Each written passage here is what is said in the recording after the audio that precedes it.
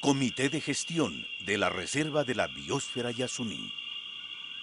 Vi ya Yasuní campuñorin pengkerache amucha mache tosan tuque ayamra hai. Yuka Kausani Parque Nacional Yasunipi. Voto compote Kiwimo Yasuní B.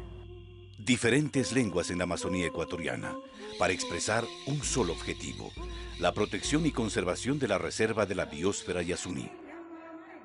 Danza y canto guaurani, un rito para auspiciar un fructífero desenvolvimiento a la Cuarta Asamblea General del Comité de Gestión de la Reserva de Biosfera Yasuní, donde se va a designar el nuevo directorio del comité.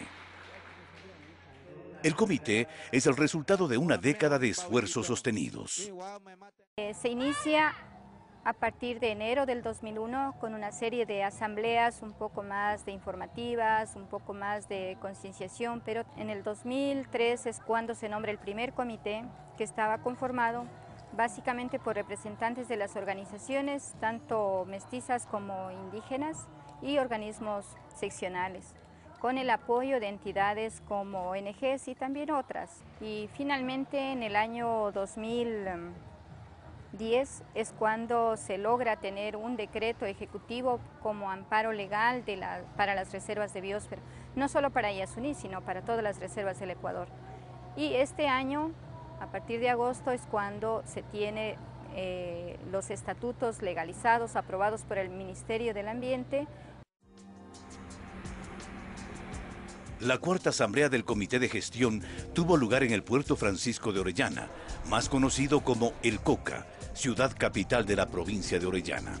En esta asamblea se confirmó que el Comité de Gestión funcionará con mayor eficiencia si se crea una gran red de diálogo entre instituciones estatales y civiles, evitando acciones aisladas, más bien procurando una coordinación estrecha y armónica entre ellas. Desde esta nueva institucionalidad vamos a brindar todo el apoyo para que los resultados del comité que se destinará en estos días sean resultados articulados, para que esos propósitos de protección de este territorio único y de sus recursos, el manejo sostenible, la protección de las identidades culturales y el desarrollo de las actividades productivas, económicas, confluyan en un solo propósito: la construcción del buen vivir de nuestra Amazonía. La coordinación interinstitucional permite la participación real de las poblaciones a través de los diferentes espacios de gobernanza, por medio de gobiernos autónomos descentralizados,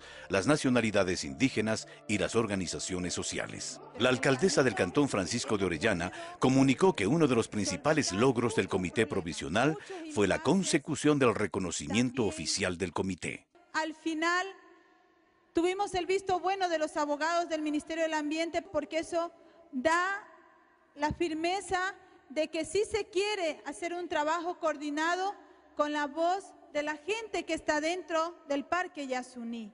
No nos quedemos callados, digamos lo que sentimos, digamos nuestras ideas y digamos también los problemas que tenemos, para que aquí nos podamos poner en coordinación y con respeto llegar a acuerdos. ¡Que viva el Comité de Gestión!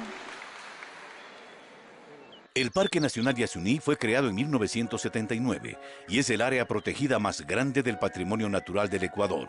Son 980.000 hectáreas ubicadas en las provincias de Orellana y Pastaza. El Parque Nacional Yasuní es el núcleo de un territorio todavía más amplio declarado por la UNESCO en 1989 como Reserva de la Biosfera Yasuní. Su extensión es de 2.740.000 hectáreas extendidas en Orellana, Pastaza y Napo. La zona núcleo está compuesta por 3 subzonas: subzona Parque Nacional Yasuní, subzona intangible Tagaeri Taromenane, subzona Reserva Étnica Huaorani. La zona de amortiguamiento constituye las áreas que rodean directamente al núcleo. La zona de transición se compone de 2 subzonas: subzona Sector Occidental, subzona Ribera del río Napo. La mayor parte de los habitantes de esta zona son colonos y existen poblaciones tan grandes como la ciudad del Coca. La Reserva de Biosfera está destinada a preservar y mantener valores naturales y culturales gracias a una gestión participativa y sostenible de las comunidades, apoyada en bases científicas y en la creatividad de las poblaciones y culturas que aquí habitan. Lo fundamental: ninguna comunidad huaorani, shuar, quichua o colono campesino será afectada en sus derechos territoriales. Otro de los esfuerzos del comité ha sido este nuevo ordenamiento territorial.